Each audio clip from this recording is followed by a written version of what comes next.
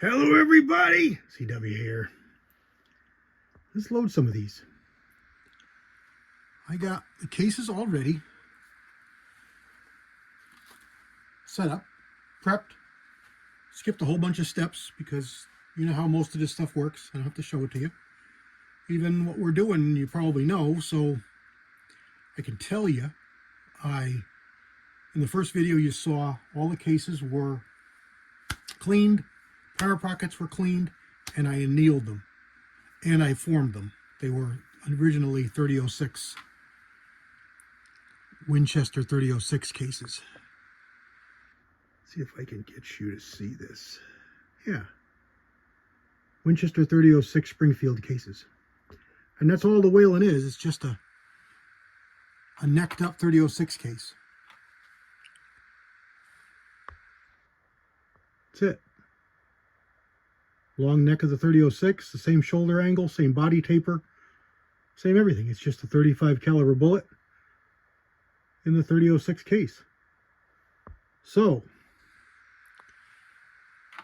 I prepped all the cases, annealed all the cases, sized all the cases, formed all the cases, sized all the cases, annealed all the cases, cleaned the primer pockets, primed all the cases, decided on a powder. Now, the top performing powder was IMR 4064. Which I'm out of. I've got some that my buddy gave to me, and I forgot to take it with me when I left his house. So I'm going to use the next best powder for velocity, and that was Varget. Good because the only other one I use Varget in regularly is the 223, and I don't shoot that much of it, and I've got a good supply. So Varget's a good choice. I looked at their maximum, minimum, decided on where I would be. They're recommending 3.30 overall length. This barrel is throated a little bit, so I've got a little more room. I opened up my box. I can take 3.5 inch long loaded bullets. The spec for the cartridge is 3.34. 3.5, yeah, just under 3.5 inches long. So I've got a lot of room in my box magazine. I can't take that long a bullet in my chamber, but I loaded these to 3350. So I'm 10 thousandths over SAMI spec, which is what the chamber should be cut to. Mine has been throated a little bit, so it's got a little more room in it. That gives me a little more powder capacity, which is going to lower the pressure because the volume of the case is slightly more. So it's going to lower the pressure for the same amount of powder if you're looking at a shorter seated bullet to a longer seated bullet. The longer seated bullet with the same amount of powder will have lower pressures. So I went right to maximum, and then I broke at 0.3 of a grain. So let's just say it was 60 grains. I went 59.7, 59.4, 59.1, yada, yada, yada, yada, yada, yada, all the way down. And I loaded all 40 cases, so it's a pretty good size ladder. Now, these bullets are pretty expensive, so I don't intend on shooting all these. I think you know the way I do this. I load 5 for each caliber, and I shoot 3-shot groups. If I see promise, a good group, I'll come back and I'll shoot the other 2. So I get a 5-shot group to see just what it's going to do. Because a lot of times, you know, I'm a big one to argue this. You know, everybody bitches at 3-shot groups. Oh, you can't prove nothing 3-shot groups. Absolutely, you can. You can't solidify it. It's a show. If it's not going to be accurate with 3, it's not going to be accurate with 5. It's not going to be accurate with 10. But if it's accurate with 3, it could be accurate with 5. It could be accurate with 7 and 10. Follow me? So if it's not accurate, I'm not going to pursue that powder charge. I'll stop and I'll pull those other 2 bullets and I'll use them down the road later on when I find improve a load.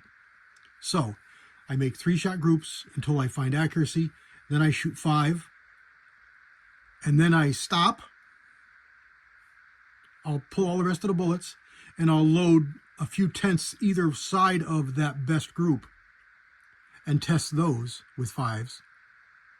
And then decide on which is the best, pull all the rest of the bullets, dump all the rest of the powder back in the hopper, and load that load. You saw me do this with the 3006, loading with the 168 gold dot. We found a good load. I tinkered with it back and forth, found a good load, and loaded up a bunch of bullets. So that's what we're doing here, but this is the very beginning. I have used this bullet before, and I did work up a load, but not with Varget and not to these velocities. My rifle has almost a 26-inch barrel. It's 25.5 inches. It does have a KDF compensator on it, which I can remove. I usually hunt without it. I'm going to leave it on and see how things go. It works excellent. I really want to have it fit or buy another one and have my 358 Norma mag fit, because I don't find this gun recoils enough to warrant its need to have it. But the Norma mag, that kicks more. I mean, that's pushing 80 grains of powder. We're talking 60 grains max. So that's a big amount of powder more, and you feel it on your shoulder. It's not prohibitive, but it is prohibitive to enjoy shooting and to enjoy working up loads. It kicks. So the Whelen I don't find to be that bad, but I haven't pushed it to these velocities. So let's see what happens. Maybe I'll find that it does have a little bit of a thump to it. But I'm going to leave the KDF muzzle brake on there. So if you haven't seen it, I happen to have it right here. And here is a KDF brake. It's a radial brake. It's twisted like the rifling, and it's just a bunch of 1/4-inch holes all the way around, all the way through. It's a good brake. It's been around a long time. Works really well. Last I shot this, I remember saying that it's about 243-ish in velocity, in recoil. So it works pretty good. All right, so we're 7 minutes in and I'm just yabbering. Let me put you in speedy mode. I'll seat the rest of these bullets. We'll close out this video and we'll get to the range. Stand by.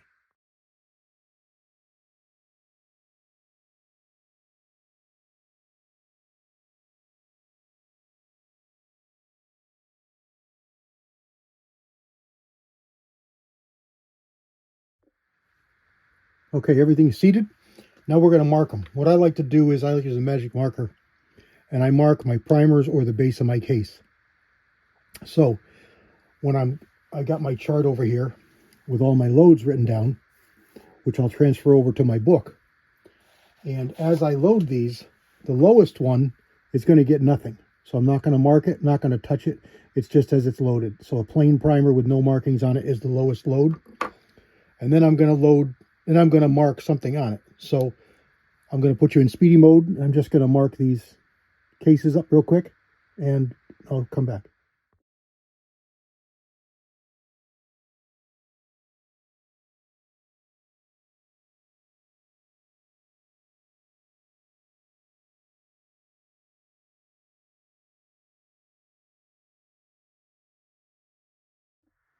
Okay, there is my reloading sheet with all my information. And here is my color codes. Oops, my pen over there is supposed to be over here. There's all my color codes. So this load is 200-702.